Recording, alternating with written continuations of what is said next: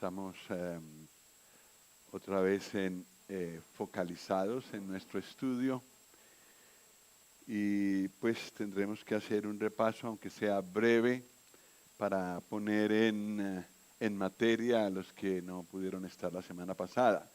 Y de paso, los que sí estuvimos la semana pasada, confirmamos todo lo que hemos estudiado.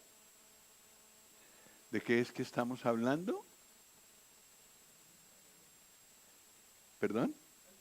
El tabernáculo. El tabernáculo. ¿Es lícito estudiar el tabernáculo para creyentes del Nuevo Testamento? ¿Y hay algún versículo que lo diga?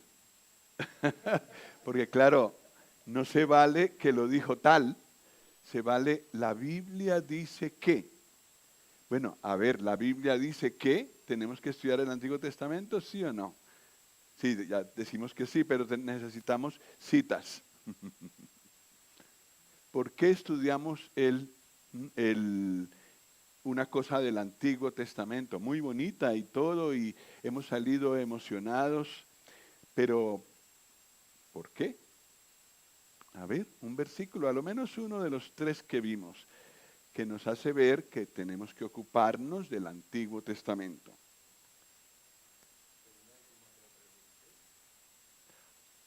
Ese no lo hemos visto, pero va muy bien. Pero ahora necesitamos que tú nos expliques por qué. Porque no, ese no lo vimos la semana pasada. Tienes toda la razón, Jeremy? Muy buen versículo. Bueno, 2 Timoteo 3:16.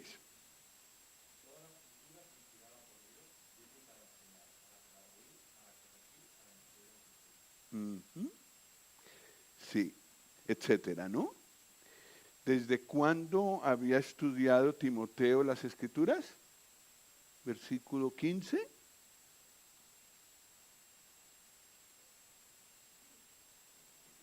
Del mismo 2 Timoteo 3. Desde la niñez. Así que lo que está pasando allí abajo es más o menos lo que pasó en la niñez de Timoteo. Es muy importante esa edad para los niños, para aprender la palabra de Dios. Pero entonces la pregunta, y en lo que tiene toda la razón Jeremy, es ¿qué escrituras eran las que instruyeron a Timoteo cuando niño? Si el Nuevo Testamento aún no estaba escrito. El Antiguo Testamento. Entonces, en eso fue instruido. Y seguramente en lo que iba apareciendo del Nuevo Testamento. Pero aquí se refiere a todo el Antiguo Testamento, y si había algo del Nuevo en aquel momento, pues eso también, la palabra de Dios. Bueno, hay más. Tal vez el más convincente a mi propio corazón es Lucas 24.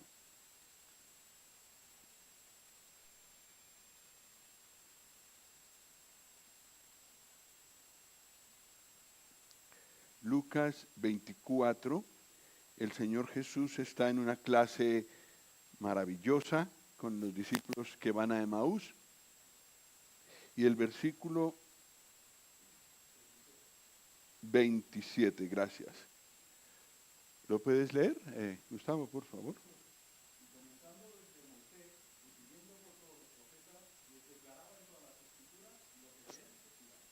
Gracias. Aquí nos queda muy claro, está hablando de las tres grandes divisiones que hay en el Antiguo Testamento. La ley, Moisés, los profetas, comenzando desde Moisés y siguiendo por todos los profetas. Aquí no se mencionan los salmos, pero siguiendo por todos los profetas,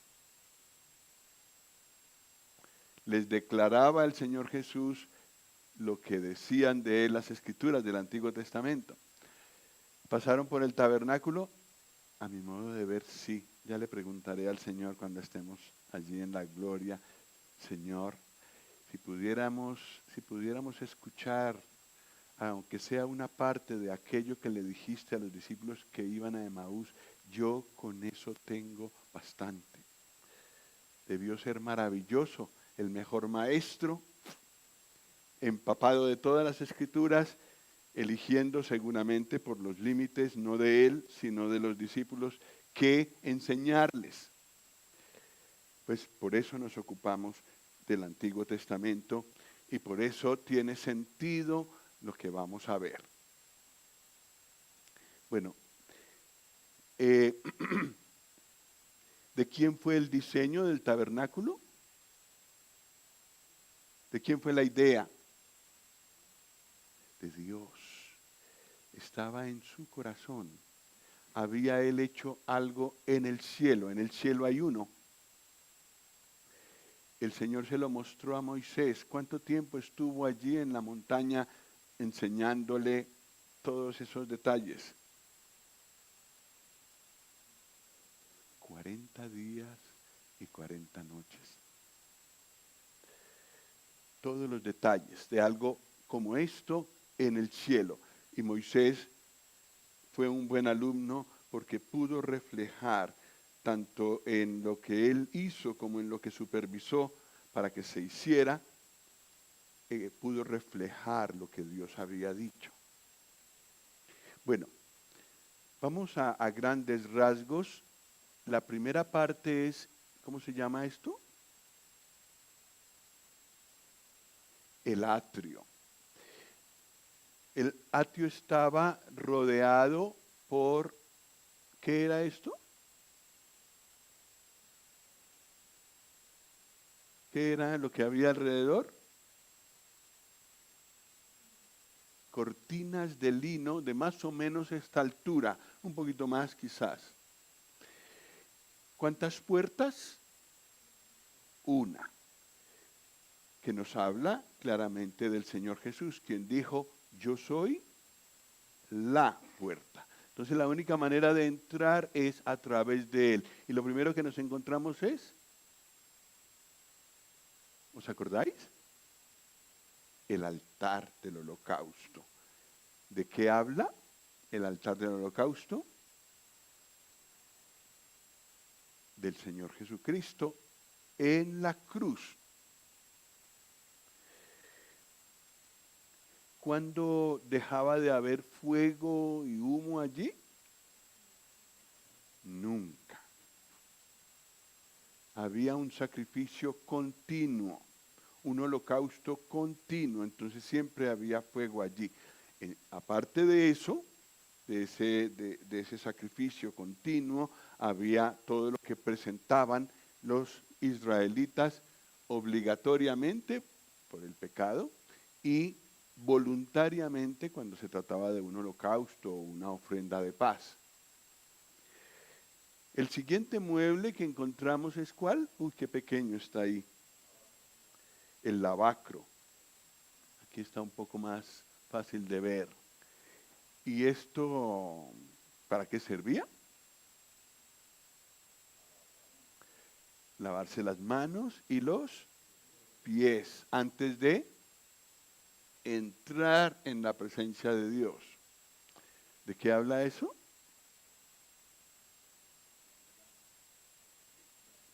Necesitamos ser limpiados. Ya fuimos limpiados, dijo el Señor, ya vosotros estáis limpios, aunque no todos, la única excepción era Judas, pero le dijo a Pedro, aunque ya estaba lavado todo, si no te lavare los pies, no tendrás parte conmigo. Entonces, para tener comunión con el Señor necesitamos ser lavados de las manchas que se nos pegan de este mundo.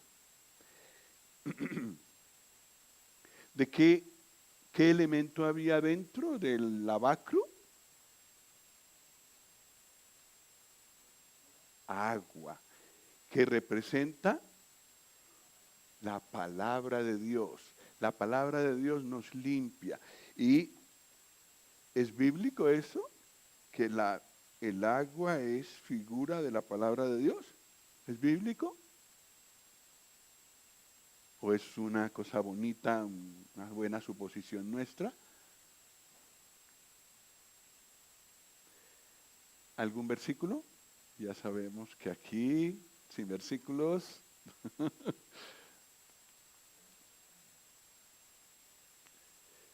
Efesios 5, el lavamiento del agua por la palabra, ¿cierto? El versículo exacto, Efesios 5,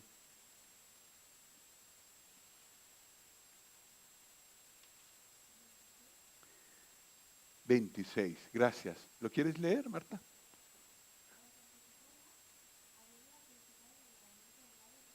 Ajá. Entonces la palabra nos purifica a los que ya hemos sido limpiados de todos nuestros pecados. Bueno, finalmente la semana pasada también vimos lo que hay aquí. ¿Qué es? La entrada, el lenguaje bíblico, la puerta del tabernáculo o la puerta del santuario. ¿Esta cómo se llama en lenguaje bíblico? Que también es una puerta. La puerta del atrio. La otra se llama la puerta del santuario o la puerta del tabernáculo. Entonces, son dos diferentes. Tienen la misma área, lo hemos calculado, pero la una da acceso al atrio y allí pueden entrar todos, pero la otra cortina da entrada solamente a los sacerdotes. Entonces, para hacer lo que vamos a hacer hoy, que vamos a entrar allí dentro, necesitamos ser sacerdotes. ¿Quiénes son los sacerdotes de hoy? José, ¿cómo es tu nombre bien? ¿José o José? José. José y quién más son sacerdotes hoy. Todos los creyentes. ¿Dónde dice eso la Biblia?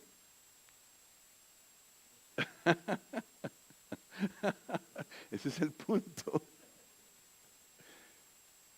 No os creo, salvo un versículo, que todos los creyentes somos sacerdotes hoy.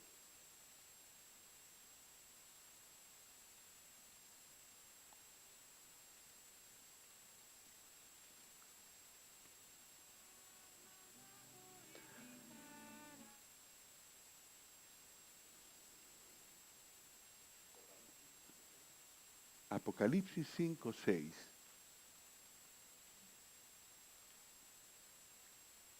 Este versículo no lo hemos visto, no lo vimos la semana pasada, pero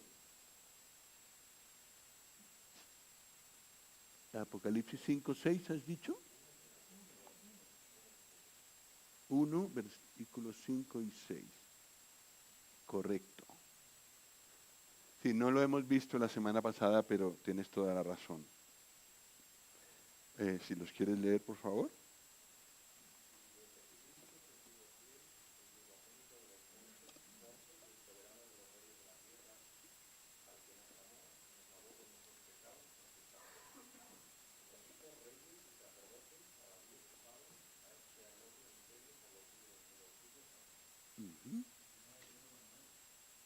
Primera de Pedro 2:9, ese sí lo hemos visto la semana pasada. Adelante, hermano.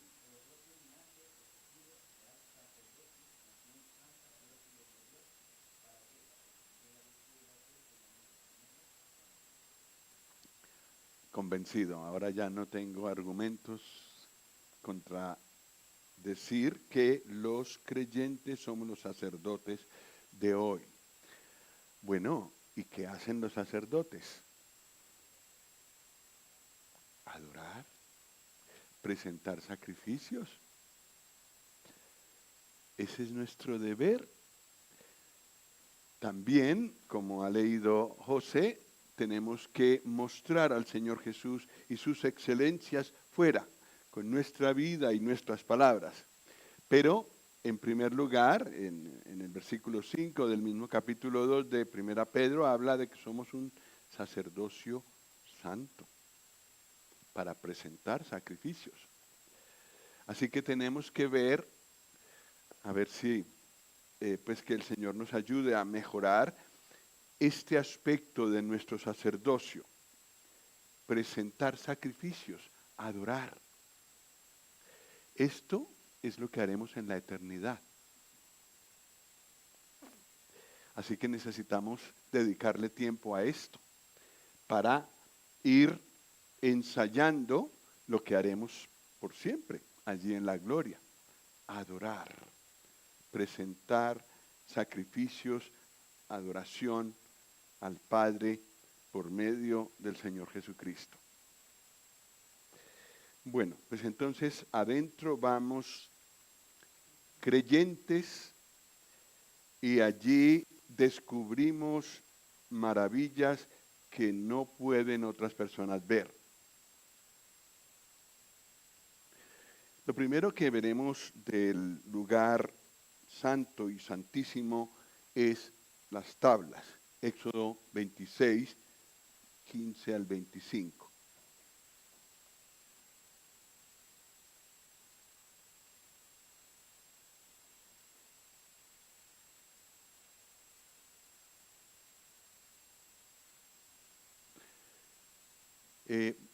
Vamos a empezar por Dani y vamos así corriendo como hemos hecho la semana pasada, ¿os parece? Bueno, 26 desde el 15.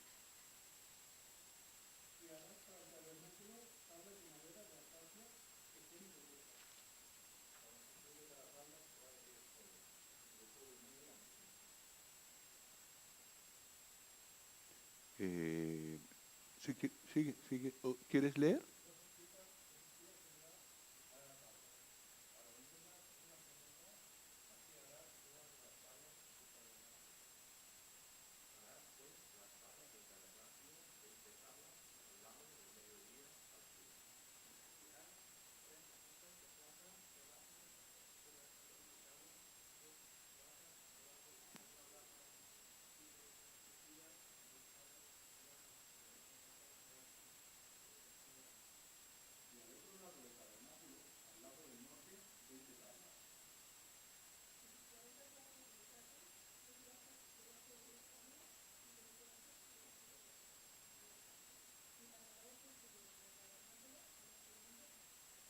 Uh-huh.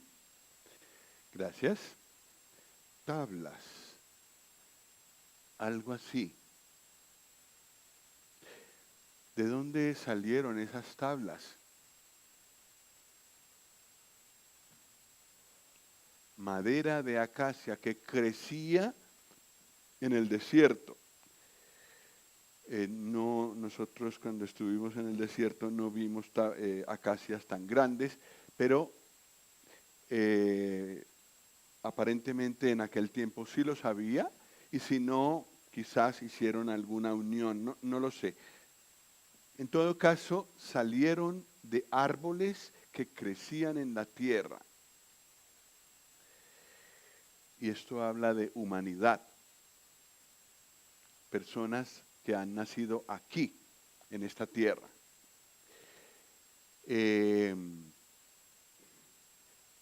¿Qué pasaba con las tablas? Estaban recubiertas ¿de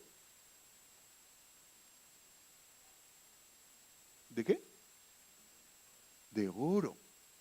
De oro, estaban recubiertos. Nosotros vimos la semana pasada las columnas que sostenían la puerta del tabernáculo, la puerta del santuario. Y era lo mismo, tablas cortadas a cierta medida muy rectas, lo pone, rectas, derechas, versículo 15, que estén derechas, y recubiertas con oro. Y sobre 2 basas de plata, de tal manera que la columna completa era esta. Y aquí está el sumo sacerdote, estatura normal, y lo que él veía y qué tan altas veía las tablas.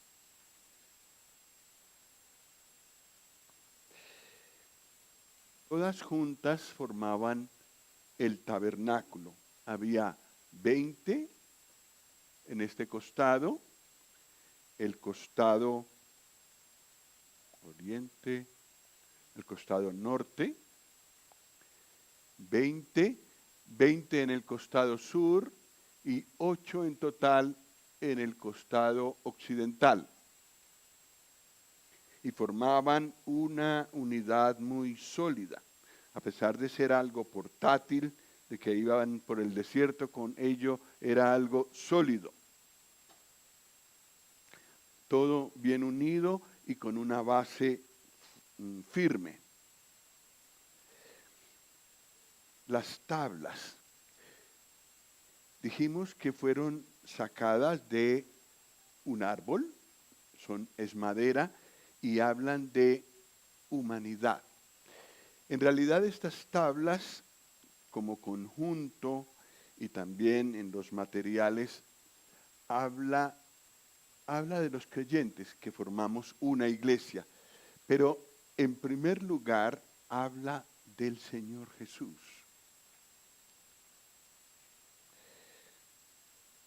La madera de acacia recto, derecho, nos habla de Él como sacerdote, hijo de Dios, hijo del hombre. ¿Cuál de esos títulos está representado en la madera de acacia?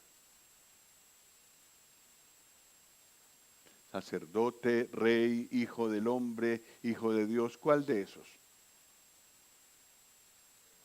Hijo del hombre. Asimismo se llamó muchas veces hijo del hombre.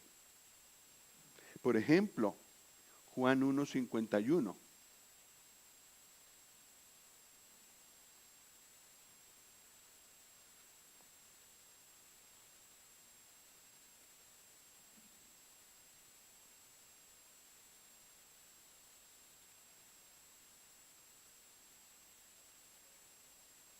Juan 1:51. ¿Dónde íbamos en la lectura?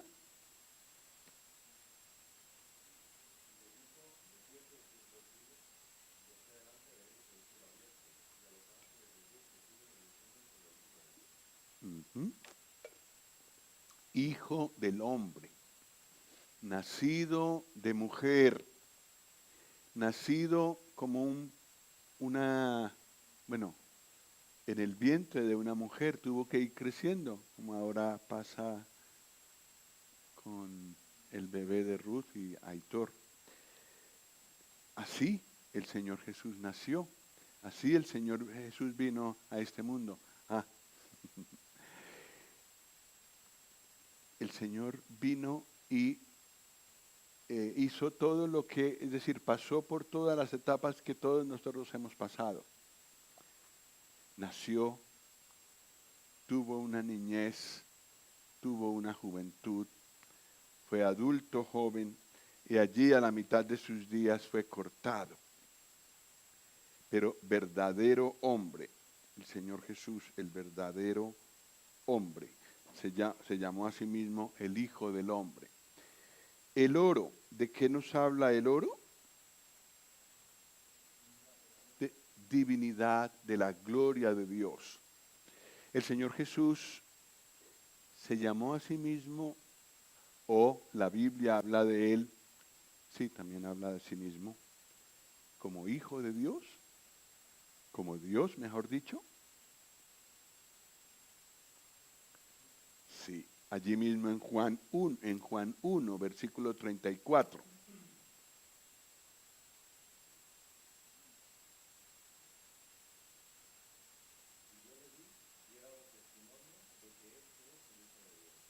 Hijo de Dios, Hijo del hombre, Hijo de Dios. Esto es un misterio para nosotros, como Él cómo era cierto lo uno y era cierto lo otro a la vez. No nos es fácil entenderlo y cada vez que han tratado de explicar esto es un lío. Para la inteligencia humana es un lío comprenderlo bien. Quizás el Señor nos conceda en el cielo entenderlo como lo entiende Él, pero es una realidad que nosotros los creyentes asumimos por fe, porque la Biblia lo declara. Él es el Hijo de Dios, Él es divino, Él es humano y Él es divino. Dios y hombre verdaderos. Bueno, las basas de plata, ¿de qué habla la plata?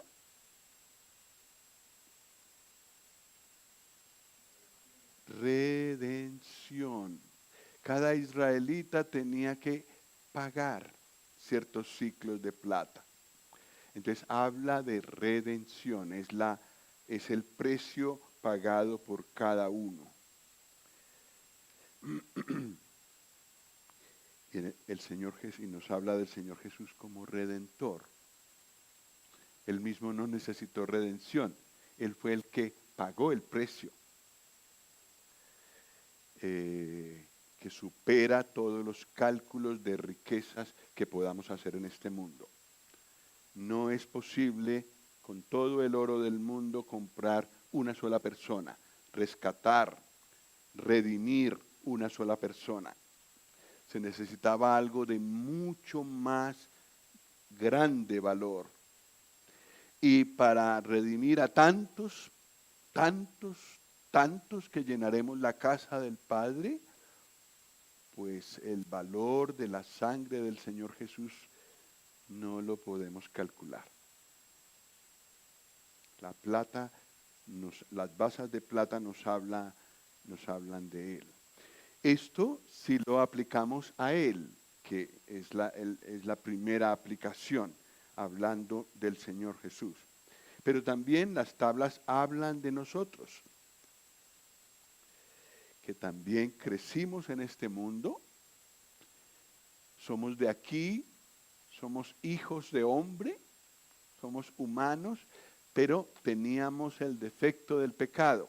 Y nosotros, a diferencia del Señor Jesús, tuvimos que ser recortados de este mundo primero y luego moldeados al diseño de Dios.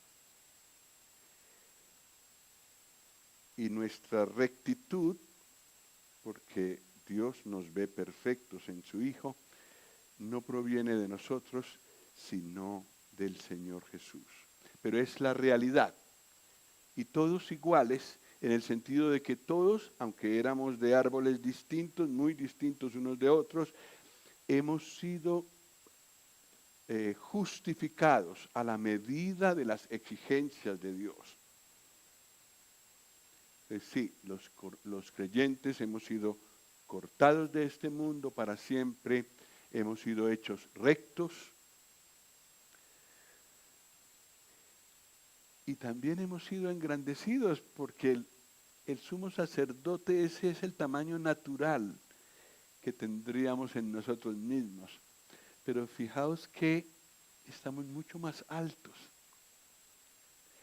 Y en relación con la cortina que nos servía de referencia afuera, ¿qué tal están estos palos, estas tablas?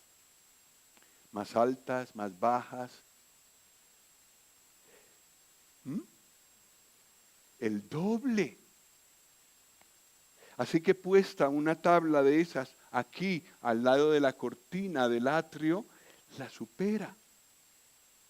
No porque nosotros hayamos hecho algo, merecíamos, como nos vimos, estábamos perdidos, no merecíamos nada de acercarnos a la presencia de Dios. Pero ahora, ¡qué altura!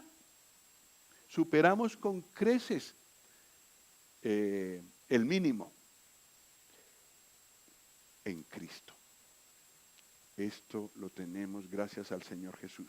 Y hemos sido entonces puestos a la, bueno, el deseo del Señor es que lleguemos a la medida de la estatura de la plenitud de Cristo, dice Efesios 4. Es decir, esto. Y no solamente cada uno de nosotros ha sido cortado, hecho recto, engrandecido, sino que el Señor nos ha puesto al lado de otros creyentes. La vida del creyente no se concibe sola, se concibe al lado de otros creyentes. Y formamos todos juntos la iglesia. Bueno, las tablas han sido cubiertas de oro, que muestra que hemos sido revestidos de Cristo, entre otras cosas, de su justicia, de la justicia de Cristo. 2 Corintios 5:21. ¿Alguien lo conoce de memoria?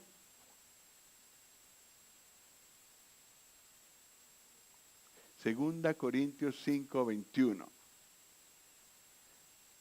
Según un tío de Elizabeth, ella está con el Señor, el más profundo versículo de la Biblia. Segunda Corintios 5:21.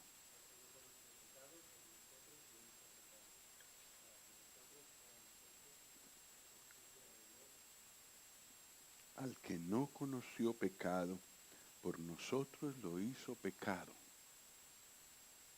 para que, ¿cómo es? ¿Cómo se sigue diciendo? Para que nosotros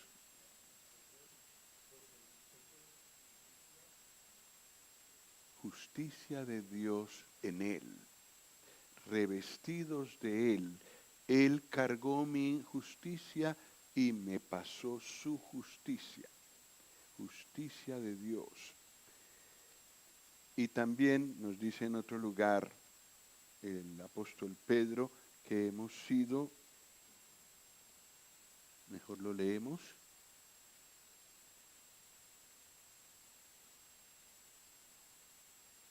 participantes de la naturaleza divina.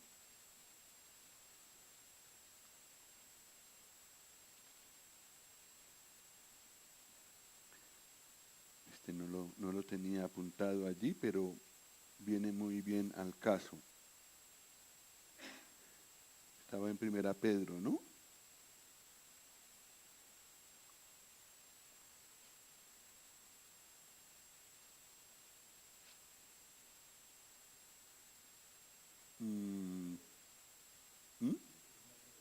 Segunda Pedro, tenía unas páginas de inexactitud. Gracias. ¿Qué versículo? Ajá. Sí.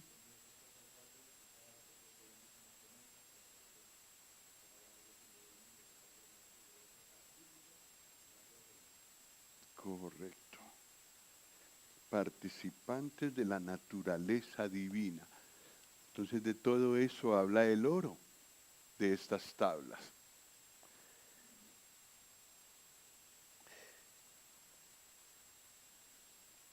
También nos dice en Juan 1:12 que a todos los que le recibieron, a los que creen en su nombre, les dio potestad de ser hechos hijos de Dios, los cuales no son engendrados de carne ni de voluntad de varón, sino de Dios. Me dejo algunas palabras, creo. Pero engendrados de Dios. De eso habla cada una de estas tablas. ¿Qué ha hecho el Señor con nosotros? No podemos lograr comprender todo. Basas de plata. A ver, ¿a quién de vosotros nos puede decir, nos puede explicar, aplicado a nosotros,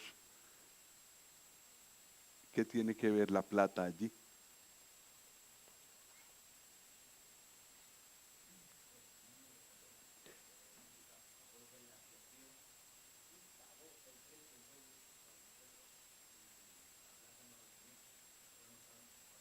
Ajá.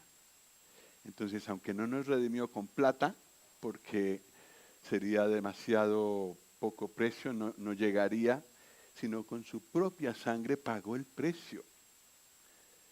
Eres suyo, pero porque Él pagó todo el precio. Entonces habla de su redención, redimidos por la sangre del Señor Jesús. La altura, ¿cuánto era? 10 codos. No estamos pasando esto así a sistema métrico, porque creo yo personalmente que las cifras tienen su sentido en las Escrituras. Entonces, dice 10 el Señor, 10 son. Y el 10, ¿recordáis de qué nos habla o que nos recuerda el 10?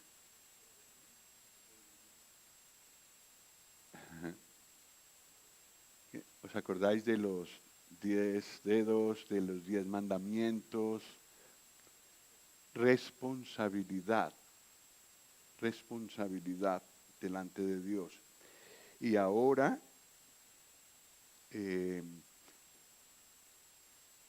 el Espíritu Santo vive en nosotros, podemos ir siendo capacitados para cada vez más cumplir con nuestra responsabilidad en lo que el Señor nos ha dado para hacer. Podemos irlo haciendo más y más gracias a la capacitación que nos da el Espíritu Santo. Tenemos que seguir creciendo hasta el final, pero el Espíritu es el que nos capacita. El llamamiento es muy alto, 10 codos, ya hemos visto, esto es mucho, es el doble de las cortinas del atrio, pero la capacitación también es suficientemente grande para cumplir nuestra responsabilidad personal. Y como aquí estamos formando parte de un cuerpo que es el cuerpo de Cristo, pues también como iglesia, con la ayuda del Espíritu Santo, podemos cumplir con las responsabilidades que tenemos como iglesia. Y ahora viene un misterio. Tienen codo y medio de ancho cada tabla. Ah, he perdido el codo aquel. A ver, calculemos. Un codo y medio por aquí. Así más o menos. Hombre, anchas, ¿no? Cada una. Bueno, la dificultad la tenemos con el medio codo. ¿Qué es medio de algo? Una parte. Nosotros, cada uno de nosotros no está completo en sí mismo, digamos. Está concebido cada uno de nosotros para ser parte de un todo. El total de tablas de un lado, el total de tablas del otro y el total de tablas de la parte de atrás del occidente, sí son números enteros, completos, no en parte. Pero cada uno de los creyentes sí es, digamos, no está completo sin formar parte de los demás, sin estar junto con los demás. Así yo entiendo que esto nos habla de que nos necesitamos los unos a los otros para ser un cuerpo, que no podemos ser independientes, que nos falta si estamos solos. Y el Señor lo diseñó todo para que el conjunto fuera uno y que cada uno no fuera un conjunto en sí mismo. Nos necesitamos unos a otros. Entonces sí, incompleto cada uno en sí mismo, cada creyente incompleto en sí mismo, y necesitamos el uno del otro para formar una unidad.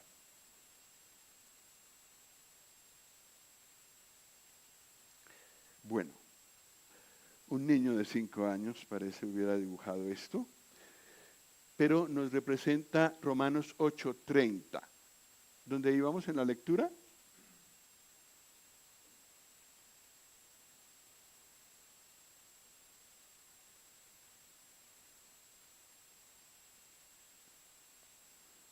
Romanos 8:30.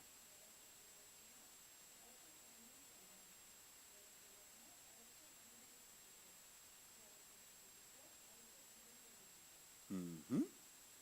¿De quién habla? De cada creyente. Predestinados, esto no sale aquí, esto corresponde al cielo, pero sí los llamó a todos. A los que vinieron los justificó, la cortina del atrio. Y a los que justificó, a estos también glorificó. Son las tablas que tienen toda esa altura y que no solo tienen esa altura, sino ese revestimiento, esa perfección que por sí mismo no hubieran podido tener. Ninguno de los creyentes. Qué diseños los del Señor con cada creyente. Es impresionante.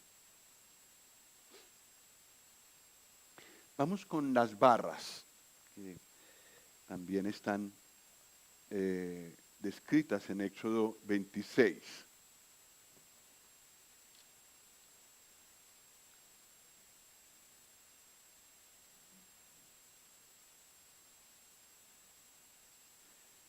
Versículos 26 al 30.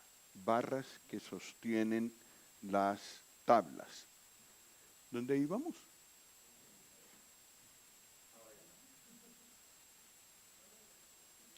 Éxodo 26, 26.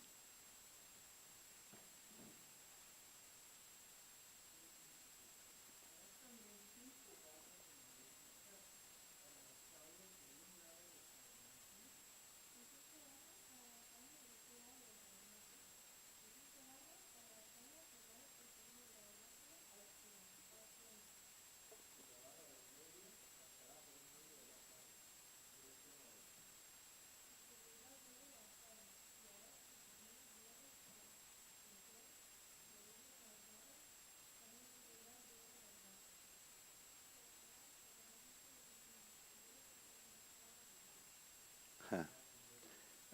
Hasta ahí, sí, de momento, gracias.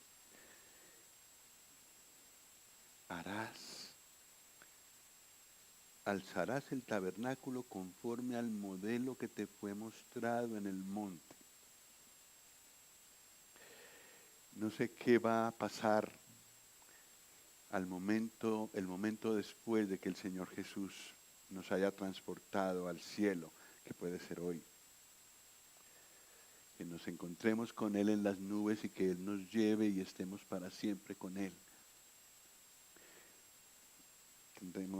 Tal vez seremos prudentes, no andaremos con prisas de todas las cosas que queremos ver de allí, de la gloria, pero a lo mejor en algún momento veremos este modelo,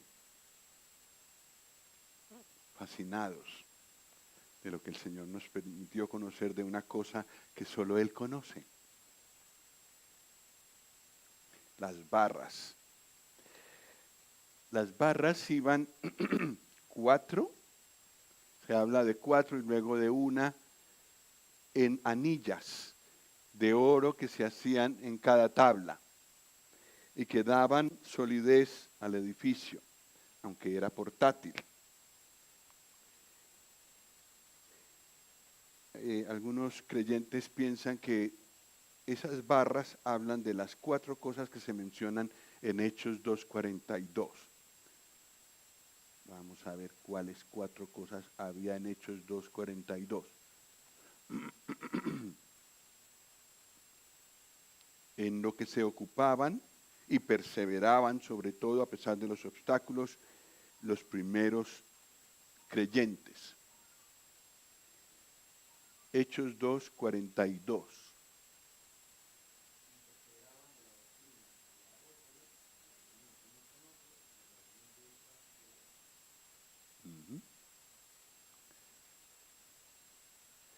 Importante ocuparnos del estudio de la palabra.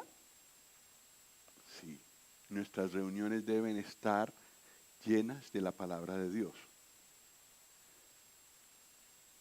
La comunión entre nosotros. Somos una familia y tenemos que ocuparnos unos de los otros y expresarlo constantemente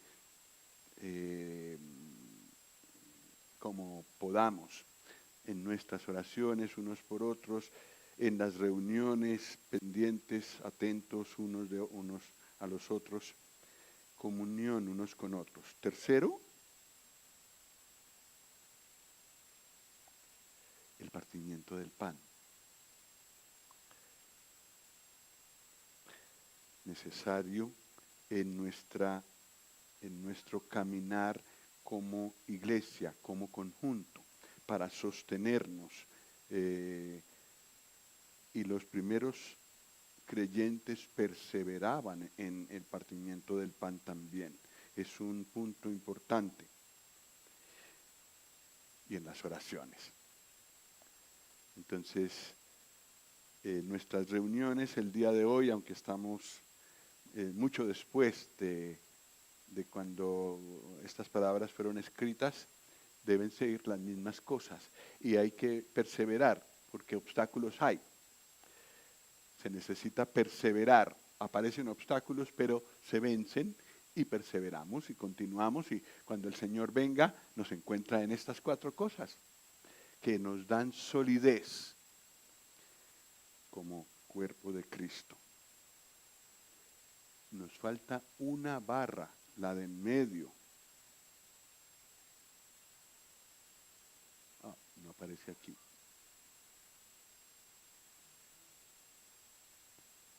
Esta. Algunos la pintan el hermano que hizo este tabernáculo, que lo hizo en 3 dimensiones, digamos, pensó debe ir en el centro y adentro, en el interior de las tablas. Podría ser, porque la Biblia sí nos habla de un vínculo perfecto en Colosenses 3:14, que está allí. ¿Cuál es ese vínculo perfecto? El amor. El amor. ¿Sí está el versículo correctamente transcrito o?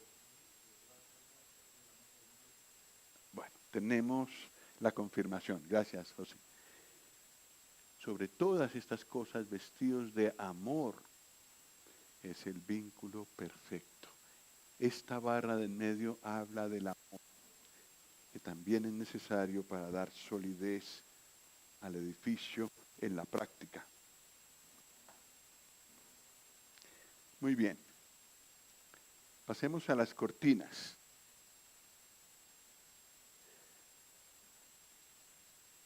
Tenemos, a ver, usemos este modelo. Tenemos la primera cortina, la que se ve desde más afuera, la de pieles de tejones. Tenemos la segunda cortina, la de pieles de carneros teñidas de rojo. La tercera, que aquí está muy blanquita, pero ¿era de qué? Pelo de cabra. Y la última, que solo se podía ver desde dentro, pero es la más hermosa de todas. Esta está suelta. La puedo mostrar aparte.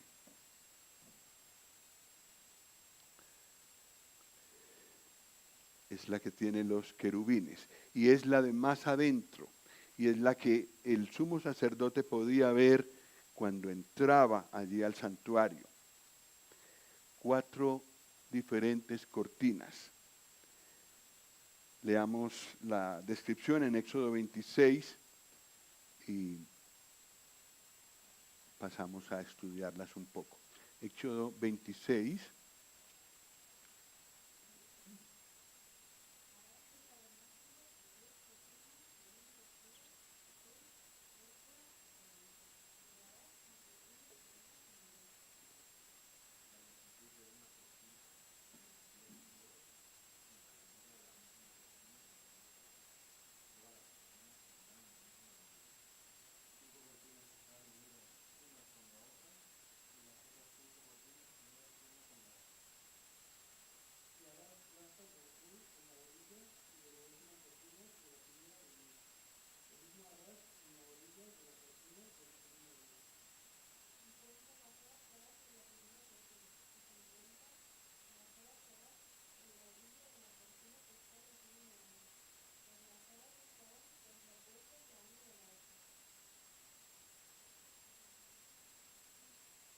6, sí, seguimos hasta el 14.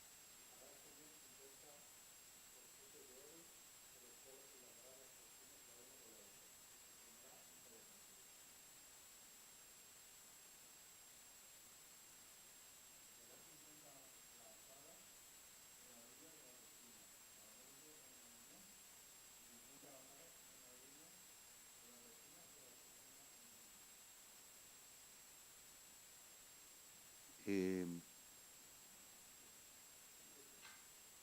sí, sería el 7, ¿no? Sí.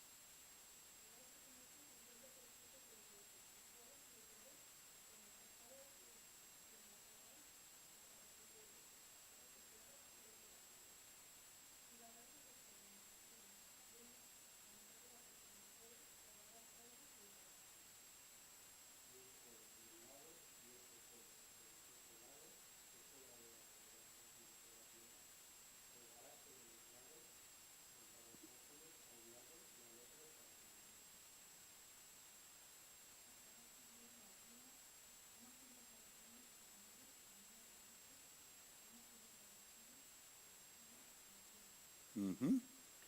Gracias. Hemos leído de una sola corrida todas las 4 cortinas. Pues la primera cortina está hecha de azul, púrpura, carmesí, lino torcido y adicionalmente tiene figuras de querubines. 5 cortinas por este lado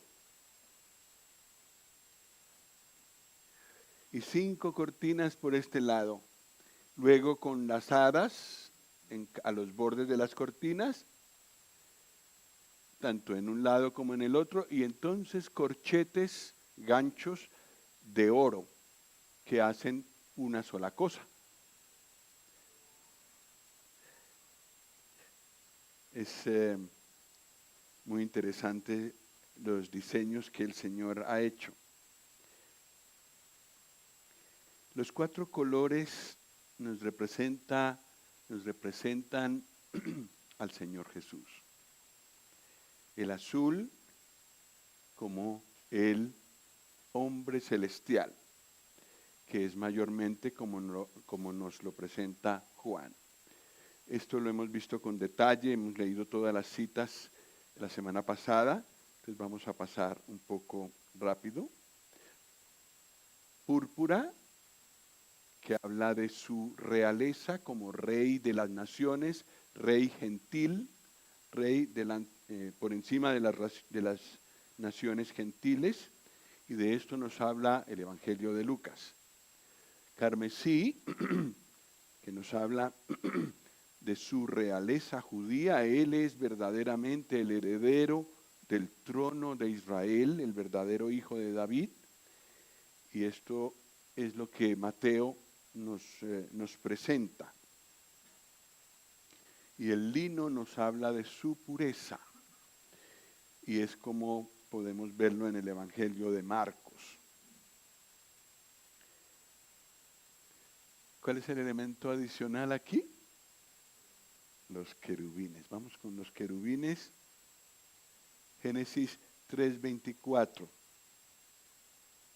Para que tengamos una idea de lo que pasa con estos ángeles. Génesis 3:24.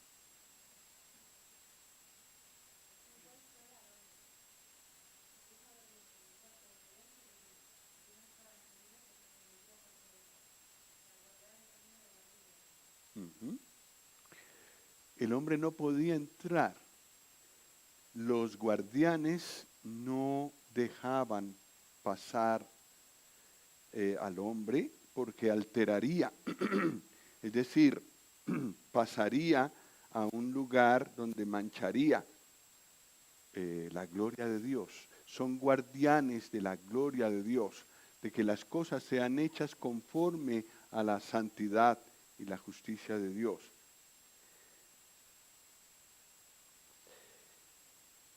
Entonces los querubines allí no solo están puestos de adorno,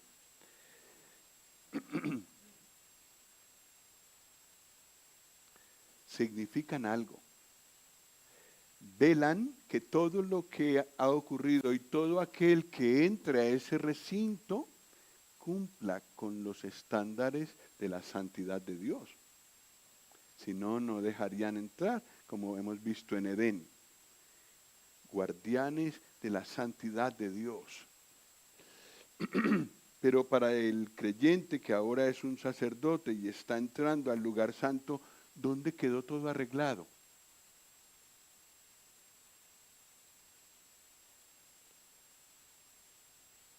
¿Es posible ahora entrar en la presencia de Dios para un creyente?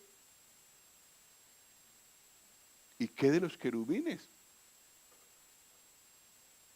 ¿Qué si reclaman justicia? ¿Qué les decimos? La cruz. ¿Qué ibas a decir, Esteban? El Señor Jesús, con sus heridas, he pagado por él.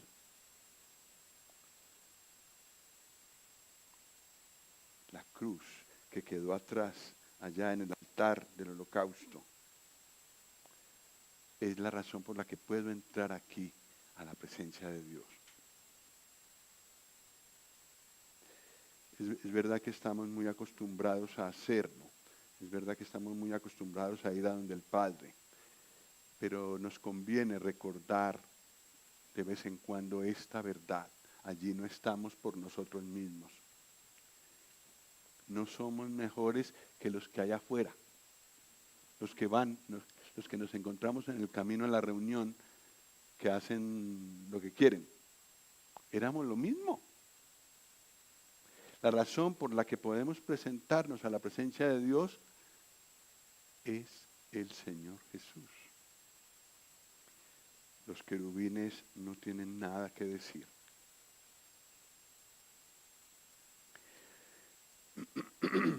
Bueno, el número 28, que era el largo de cada una de las cortinas, es un número compuesto, 7 por 4, 28.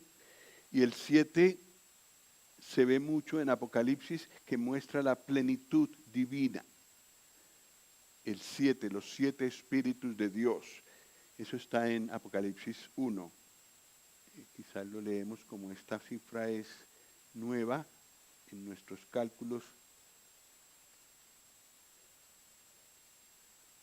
1, 4 y 5. ¿Dónde íbamos?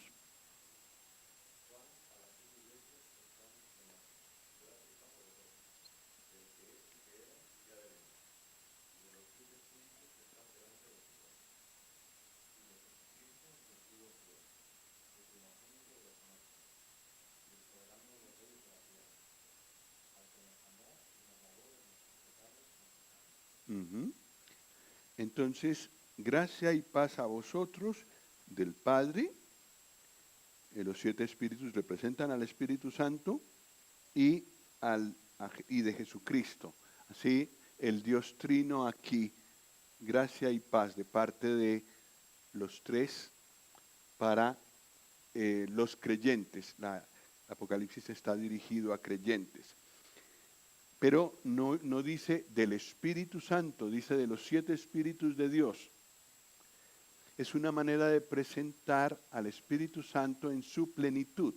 Entonces el número 7, que se ve mucho en Apocalipsis, habla de plenitud divina. Y entonces también está involucrada en esta primera columna, en esta primera cubierta, cortina que se veía desde adentro.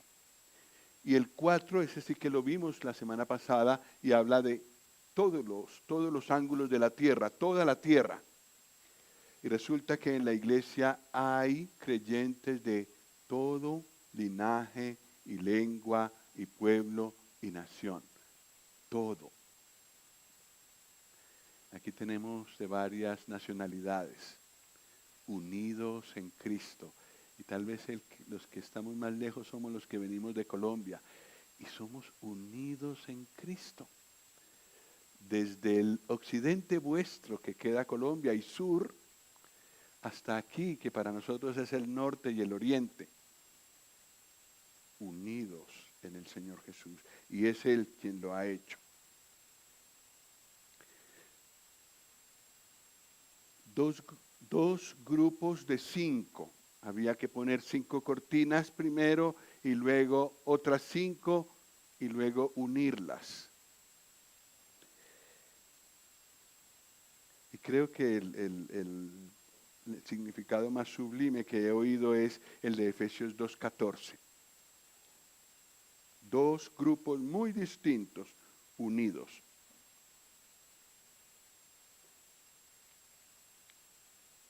Efesios 2:14.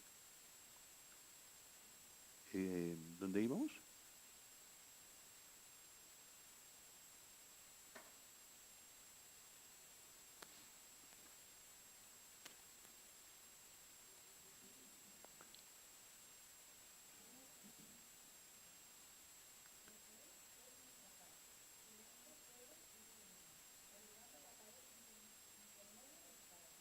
Uh-huh.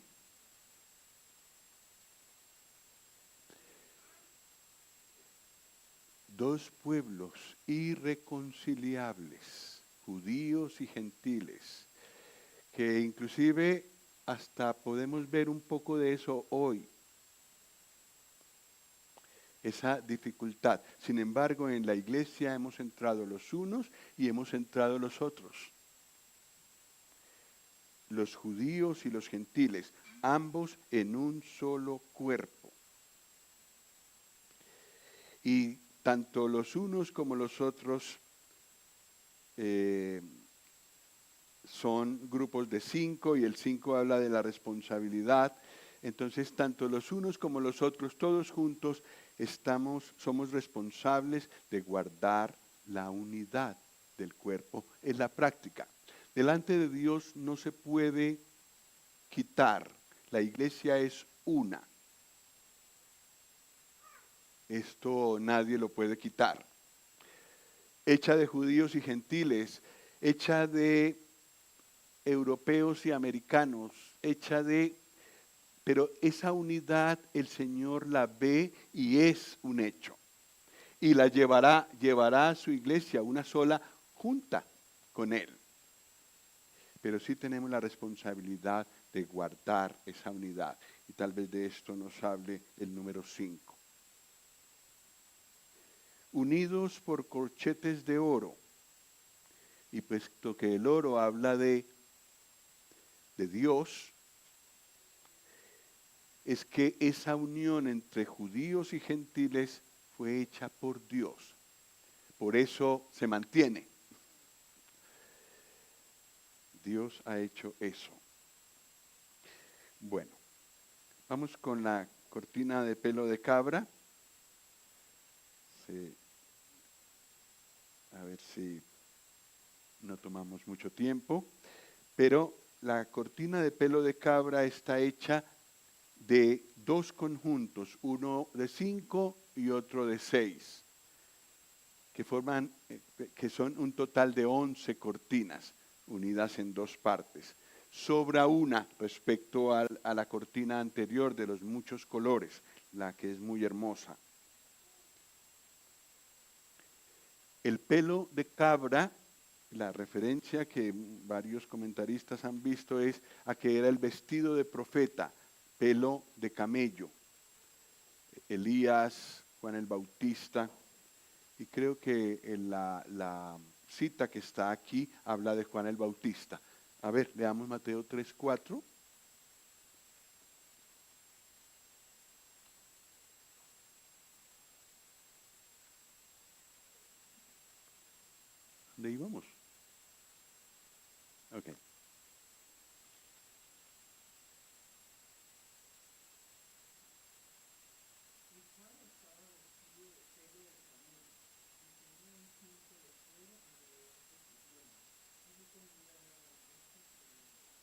¿Mm? Pues el vestido no era de pelo de cabra, sí de pelo de camello. Sin embargo, creemos que podemos tomar la idea de ese vestido para recordar la separación para Dios que tenía un profeta de estas características, como Juan el Bautista. 11 cortinas. El 11 lo encontramos cuando Judas murió. El diseño del Señor era 12 y se dañó por la imperfección humana. En Jueces por poco desaparece una tribu. ¿Os acordáis cuál? Benjamín. Por poco desaparece una tribu. Gracias al Señor, en su gracia, conservó las 12 tribus. Pero es el toque de la imperfección humana en los diseños de Dios que vemos en las 11 cortinas. Eran de 30 codos, un poco más amplias que las anteriores, y el 30 es 6 por 5.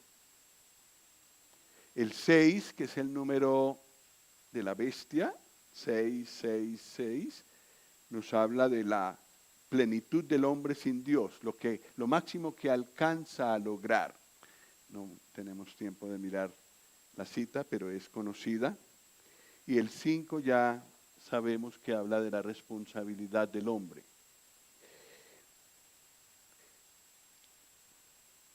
Esta cortina en general habla del toque de imperfección del hombre, pero que fue arreglado, y los corchetes que les unen son de bronce.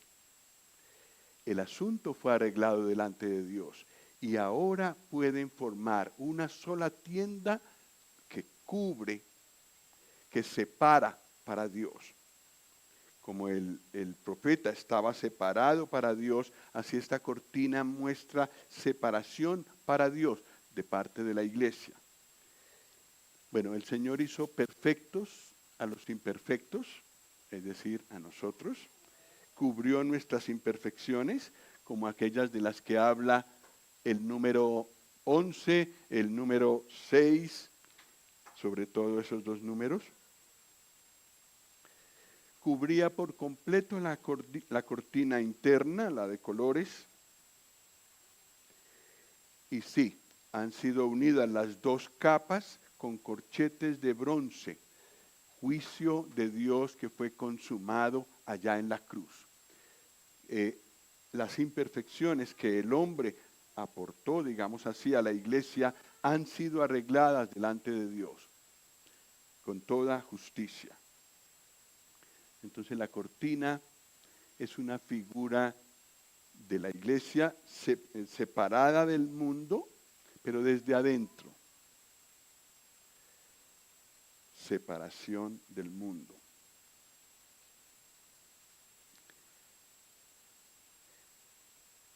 La cubierta de pieles de carnero teñidas de rojo, la hemos leído, ¿verdad? El carnero era el animal que se usaba para la consagración de los sacerdotes. Entonces, la cubierta de carneros teñidas de rojo nos habla de consagración. Consagración a Dios de parte de la iglesia. Ofrenda de consagración de los sacerdotes. Y que sea teñida de rojo.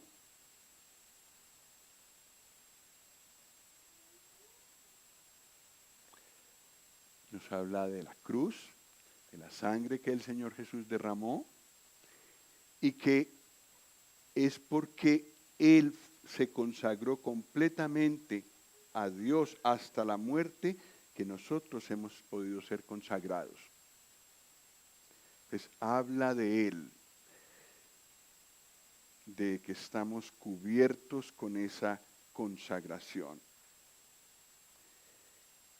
Y finalmente, la cubierta de pieles de tejones. En realidad, en algunas versiones habla de manatí, es decir, un animal marino, pero creo que el punto importante de la cubierta de pieles de tejones es que era sin atractivo, como dice en Isaías 53:2, porque es lo que se ve desde fuera. Lo único que se podía ver desde fuera era esto. Y claro, ¿qué es el Señor Jesús para una persona que no es creyente? Sin atractivo. De eso habla, creo, esta cubierta de pieles de tejones. Y lo dice Isaías 53:2, ¿no? Le veremos más sin atractivo para que le deseemos. Es necesario entrar para poder ver las excelencias de Él. Resistente al ambiente, claro, sol del desierto, lluvia, a veces llueve en el desierto, pero nada entraba al interior del santuario. Protección. Y eso es lo que tenemos en el Señor Jesús, porque Él es el inatacable. Ni el pecado, ni el mundo, ni Satanás pueden afectarlo.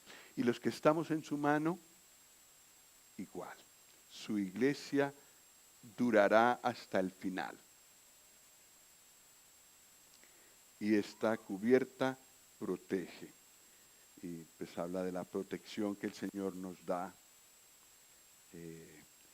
Y que es la única razón por la que podemos saber que las puertas del Hades no prevalecerán contra la iglesia. Una unidad hecha de muchos trozos. Qué maravilla. Esto es la iglesia. Pues lo siento que se fue un poco largo el día de hoy. Gracias por vuestra paciencia. Y teníamos un himno por allí, pero lo tendremos para mañana. Entonces vamos a dejarlo aquí. El Señor nos ayude a seguir comprendiendo estas cosas.